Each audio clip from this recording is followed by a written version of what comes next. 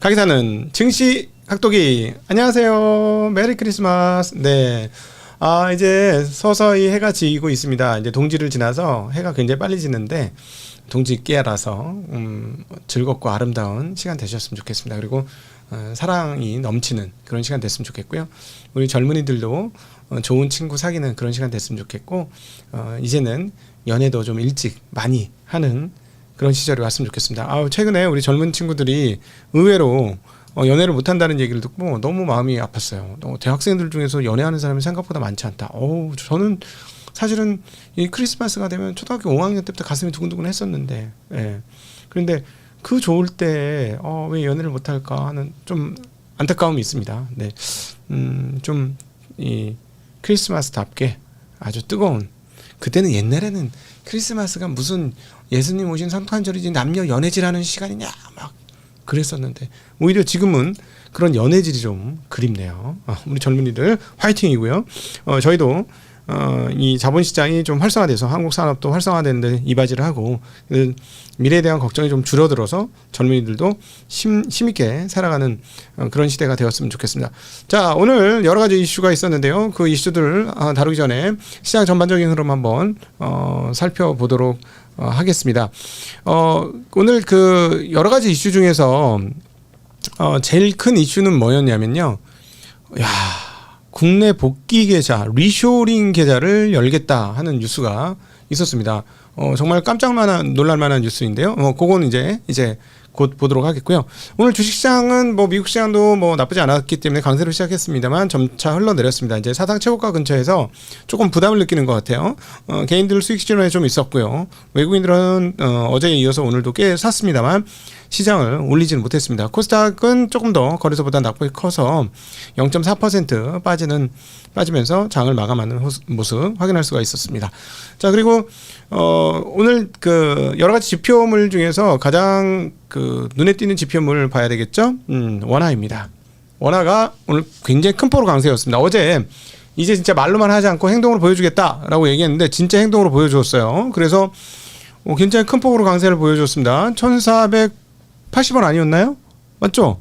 예, 1480원이었는데 순식간에 1453원 갔습니다. 이게 얼마나 강세였냐면 엔화하고 비교해보면 알 수 있어요. 933원까지 훅 하고 떨어졌고 유로화에 대해서는 1715원, 위안화에 대해서도 210원대였는데 207원.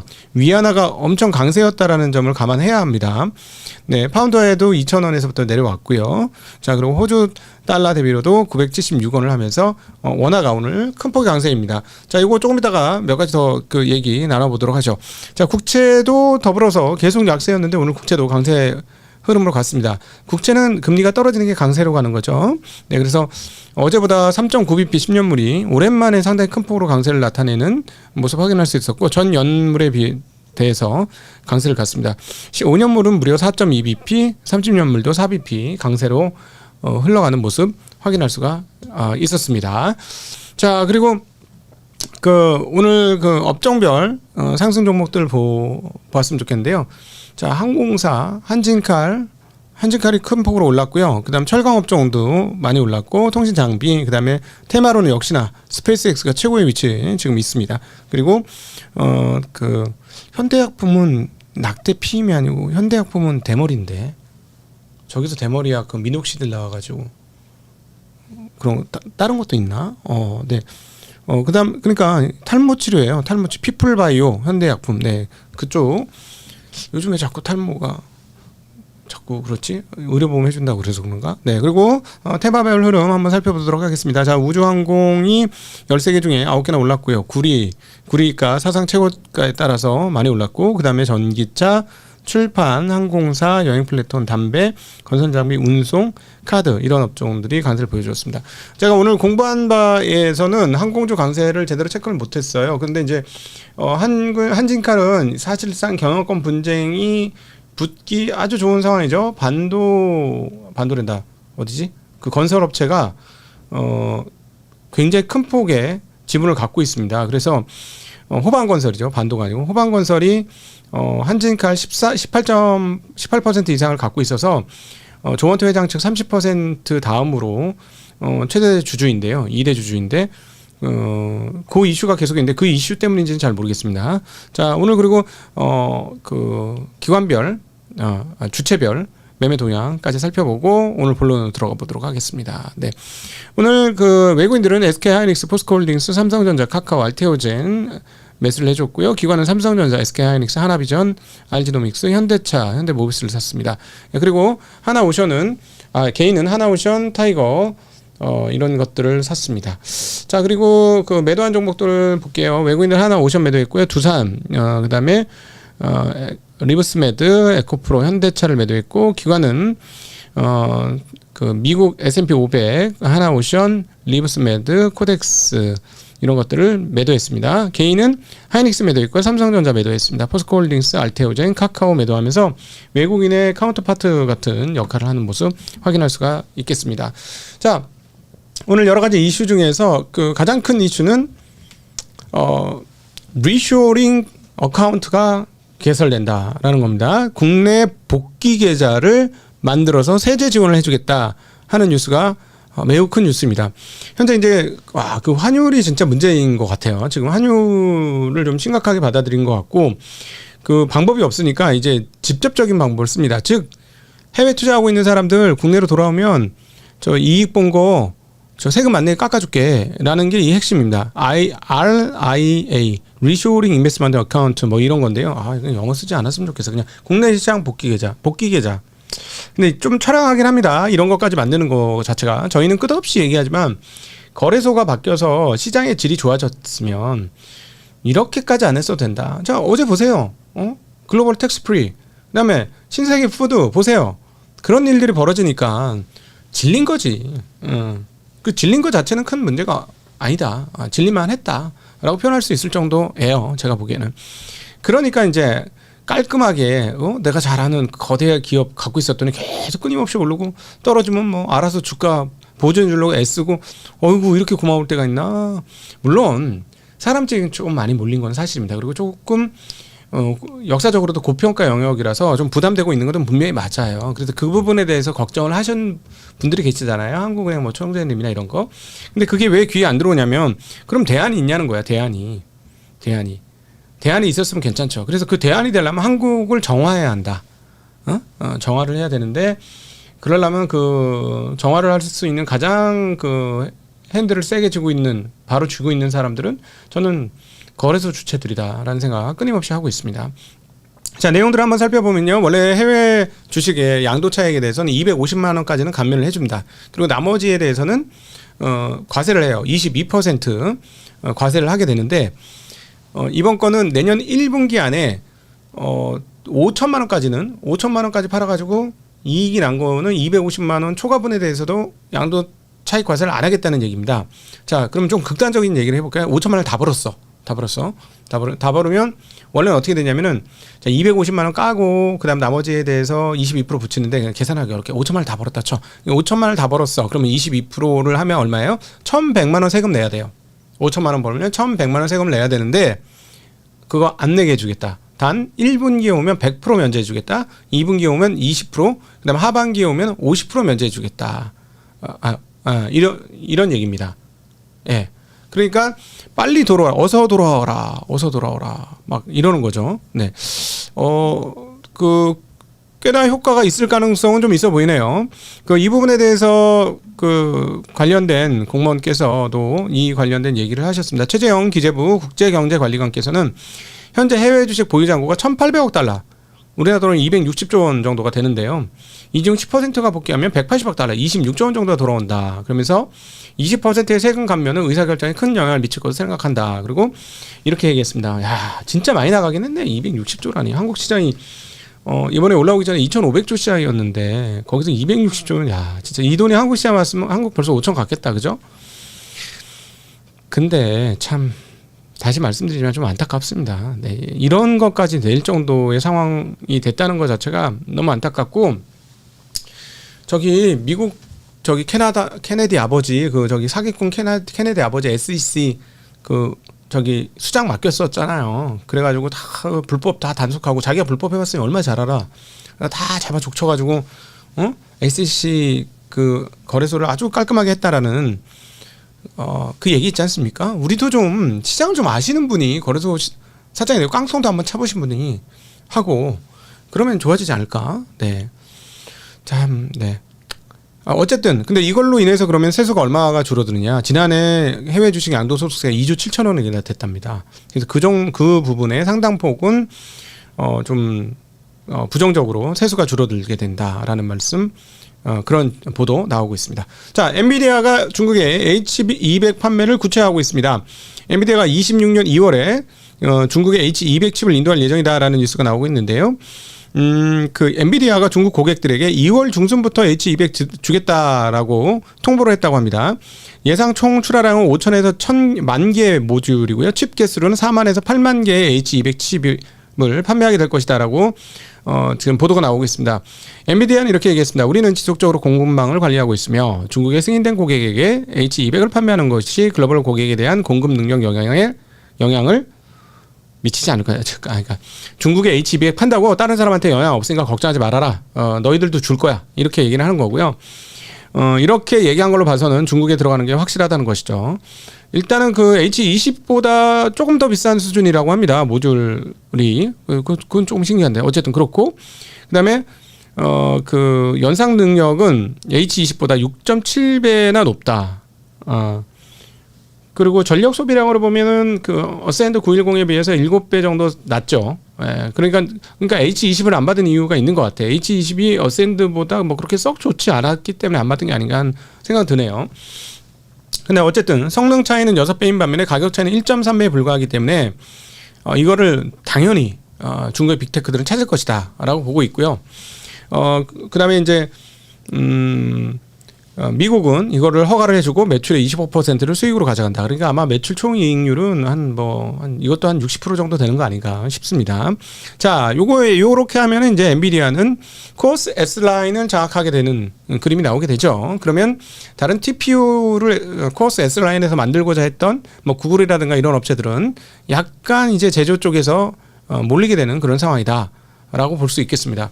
그리고 TSMC는 계속 떼돈을 버는 상황들이 계속될 것이다 라는 건데, 실제로 지금 오늘 대만의 11월 수출 지표들이 나왔는데요. AI 강세로 인해서 대만의 11월 수출이 사상 최고치를 경신했다는 뉴스입니다. 729억 달러를 달성했다고 하는데요. 전년 대비 무려 39.5% 증가했고 10개월 연속 상승하고 있고 연간으로는 7,500억 달러가 될 전망이다라고 전망하고 있습니다. 지금 729억 달러가 사상 최고치고요. 그 다음에 전년 대비 증가율도 10개월 연속 증가에 39.5%나 됐고 누적으로는 현재까지 6,666억 달러, 그래서 연간으로는 7,500달러에 이를 것이고 12월도 지금보다 적지 않을 것이다 라고 예상을 하고 있습니다. 하여튼 뭐 연간 총 7,500억 달러에 수출할 그런 상황이다라는 소식이 있고요. 만약에 H200까지 더 팔게 되면 뭐 대만은 계속 좋겠다라는 거 충분히 알 수 있겠죠. 자, 여기서 그러면 한국은 어떠냐? 한국에 대해 관련해서 좋은 뉴스가 나오고 있습니다. 삼성전자와 하이닉스가 HBM3E 공급 가격을 인상한다는 소식입니다. 자, 내년도 하반기부터 HBM4가 공급이 되죠. 그러면 신형 HBM4가 공급이 되면 보통 이전 버전인 HBM3, 3E는 가격이 어떻게 되는 게 정상인가요? 반도체 시장에서는 떨어지는 게 정상입니다. 신제품이 제일 비싼 가격을 받고 그 전 신제품 가격이 떨어지는 거죠. 이게 맞습니다. 그런데 웬걸? 올라간다는 거예요. 왜 그럴까요? 자, 앞서 얘기했습니다만 이제는 그 칩을 만드는 게 엔비디아만 만드는 게 아니고 다른 업체들도 TPU라든가 뭐 NPU라든가 막 만들잖아요. 그런 걸 만드는데 얘네들은 그러면은 저기 메모리 안 써? HBM3 안 써? 씁니다. 그러니까 기존의 엔비디아뿐만 아니라 또 다른 업체까지도 HBM3E를 쓰게 되는 상황이 온 것이죠.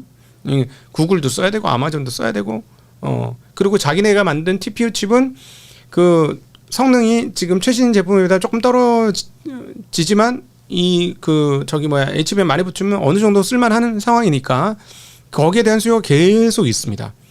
근데 현재 상황은 HBM4가 생산이 생각보다 많이 되기가 쉽지 않은 상황이다. 이게 꽤나 어렵다. 그리고 지금 뭐 몇 가지 루머들이 들리고 있는데 그래서 뭐 1, 2개월 좀 더 늦게 나온다. 뭐 HBM4가 뭐 이런 얘기 등등이 막 여러 개 들리고 있어요. 자, 그러니까 그렇기 때문에 HBM3가 가격이 지금 올라가고 있다라는 거 실제로. 프리미엄도 더 붙어서 팔리고 있다. 자, 이거는 그럼 무슨 얘기가요? 삼성전자 하이닉스 내년 상반기까지 실적은 어떻다? HBM3만으로도 굉장히 좋을 것이다. 라는 걸 알 수 있는 대목이 됐습니다. 다 연결돼 있어요. 네. TSMC와 그 다음에 대만의 수출량, 이거하고 우리나라 HBM하고 그대로 연결되어 있습니다. 그리고 HBM은 삼성전자 하이닉스 실적과 연결되어 있다는 거, 뭐 너무나 뻔하게 알 수 있는 대목이다 라고 말씀드릴 수 있겠습니다. H200의 중국 판매는 이것을 더 강화시킬 것이다 라고 보면 이거 뭐 너무나 뻔한 플로어 흐름이다 라고 볼 수 있겠습니다. 자, 애플이 신기한 뉴스를 전달하고 있습니다. 내년도 신형 아이폰은 추수감사절 전에 나오는 게 아니라 봄에 출시될 것이다. 그래서 지금 다음 달부터 신형 애플이 테스트 생산에 돌입하고 있다라는 뉴스가 지금 들려오고 있습니다. 이거 정말 깜짝 놀랄만한 뉴스인데요. 그동안 그 가을에 보통 공개됐거든요. 추수감사절 전에. 근데 이게 지금 봄에 나오겠다는 거야. 그럼 누가 제일 힘들어? 네. 봄에 상품을 내는 삼성전자 어떻게 되냐라는 거죠. 근데 최근에 삼성전자는 휴대폰 삼성전자가 아니고 반도체 삼성전자니까 뭐 그렇게 보시면 되지 않을까 싶습니다. 자, 그리고 오늘 에이테크 솔루션이 그 사과를 기록했는데요. 삼성전자 자율주행 그 사업부의 확장이 수혜를 줄 것이다라고 소식이 전달되면서 사과를 기록했습니다. 그 하만이 독일의 ZF사의 아다스 사업을 인수해서 글로벌 전장 사업을 강화한다는 소식입니다. ZF 프리드리히스하펜 어려워. ZF 프리드리히스하펜의 ADAS 사업부를 약 2조 6천억에 인수하기로 했다는 소식입니다. 네, 그리고 내년 중에 인수가 마무리될 것이고요. 이게 그 ADAS는 그 요즘 그 FSD 나오기 전에 그 FSD 같은 자리가 ADAS였잖아요. 그래서 자율주행을 위한 어떤 그 센서 시스템 전반이라고 보시면 될 것 같고요. 그리고 이 그 ZF라는 회사가 25년 이상 이쪽 차량용 스마트 카메라에 업력을 가지고 있고 시장 점유율 1위인 회사입니다. 그래서 하만은 운전석에 있는 이렇게 화면 디지털 콕핏이라고 하죠. 이걸 하는데 JF에 아다스를 넣어가지고 고도할 것이다 라는 것이고 거기에 에이테크 솔루션이 수혜를 받을 것이다 라는 뉴스입니다. 자, 그리고 두산 로보틱스의 지분을 매각하기로 코멘트가 나왔습니다. 두산 23일 두산 로보틱스 보통주 1170만 주 18%를 주당 8만 1,000원의 주가 수익 수합 계약을 체결했다는 소식입니다. 그러니까 실제로 판다는 거죠. 그래서 자금을 9,500억 원 정도 확보를 하게 되는 거고요. 왜 이러느냐? 두산이 지난번에 한번 뭔가 계약했습니다 하고 뉴스 났죠. SK 실트론 우선 매입 대상자가 됐었잖아요. 그래서 SK 실트론 살돈이 필요했는데 두산 로보틱스 지분을 매각해서 이걸 사는 실탄을 마련했다라는 소식이 되겠습니다. 그래서 그 원래 기존에 가지고 있던 한 1조 2천억의 현금성 자산하고 그리고 이번에 확보하게 된 한 1조 가까운 돈하고 해서 한 2조 1천억 원대의 돈을 확보했기 때문에 그 LG 실트론의 약 그 70% 인수하는데 상당한 그 역할을 할 것이다라는 거죠. 실트론이 한 4, 5조 정도 할 거라고 하니까 70%면 얼마야? 47에 28, 2조 8천억, 57에 30, 3조 5천억, 2조 8천에 3조 5천억 사이 어디인데 그 중에 한 2조 정도의 실탄을 지금 마련했으니까 뭐 다른 사람 또 FI 드리고 뭐 이렇게 하면 인수할 수 있겠네요. 두산 로보틱스 하면은 이런 거 딱 보면은 지난번엔 밥회사하고 합병시키려고 했었잖아. 그쵸? 그죠? 뭔가 좀 이상하죠? 네. 뭔가 좀 그때 그거 밥켓하고 인수했으면은 야, 밥켓 돈 가지고 또 이거 실트로 인수하려고 했을 거 아니야. 그지? 그러면 뭐 밥켓 주주들만 개떡대고 뭐 뻔했네 또. 그냥 이런 게 너무 버젓하게 아니 무슨 도둑질을 하고도 뭐 내가 왜 당하는데 왜 그래? 왜 그러는데? 뭐 내가 뭐 잘못했어? 뭐 남들 다 하는데? 뭐 이런 무슨 샌프란시스코 캘리포니아 저 좀도둑 저기 감옥 안 보내는 거하고 똑같아 분위기가. 뭐 이래. 뭐 그런 느낌 많이 드네요, 저는. 자, 일본에서 후쿠시마 사고로 15년 만에 폐쇄되었던 원전이 15년 만에 재가동될 것이다라는 소식도 나오고 있습니다. 내년 1월 20일을 목표로 그 원전을 다시 가동하는 것을 확정했다고 합니다. 그리고 일본 국민들도 원전 재가동에 64% 찬성하고 있다라는 소식이 나오고 있습니다. 그만큼 지금 전 세계적으로 전력이 무척이나 모자라는 그런 상황이다라고 말씀드릴 수가 있겠네요.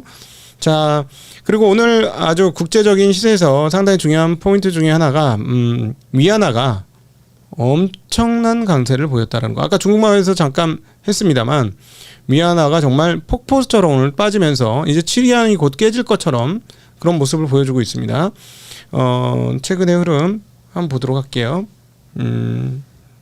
최근의 흐름, 네. 지금 7위안까지 왔어요. 7.0028이에요, 지금. 굉장히 큰 폭의 강세고, 지난번에 한번 작년 8월 달에 한번 훅 떨어졌다가 다시 올라왔는데, 바로 올라왔는데, 자, 이번 거는 추세가 좀 길게 나오면서 구조적인 추세가 되는 것 같습니다.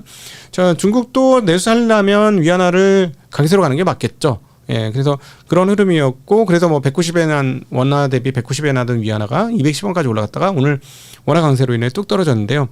자, 지금 정부가 전방위적으로 지금 원화 환율 약세를 잡기 위해서 전방위적으로 활동하고 있습니다. 자, 그럼에도 불구하고 우리는 무슨 생각해야 되죠? 야, 그게 원화의 10만 원 되겠어? 지금 일본은 어떻게 될 건데? 이런 생각 안 할 수가 없죠. 그러니까 일본 엔화 상황들까지 보고 오늘 방송 마치도록 하겠습니다. 자, 일본 엔화가 이제 일단은 156엔에서 155엔까지는 들어왔어요. 지금 들어와서 155.77이에요. 자, 여기서 이제 155를 깨고 154까지 내려가면 원화 강세도 뭐 거침없이 갈 수도 있겠습니다. 그러나 155엔에서 꽤나 시간을 끌 수도 있거든요. 얘네를 하는 행태를 봐가도. 여기서 갑자기 빠지면은 그것도 싫어할 거 아니야, 일본 애들이. 그래서 그거는 어떻게 될지를 조금 확인을 해봐야 되지 않겠느냐 싶습니다.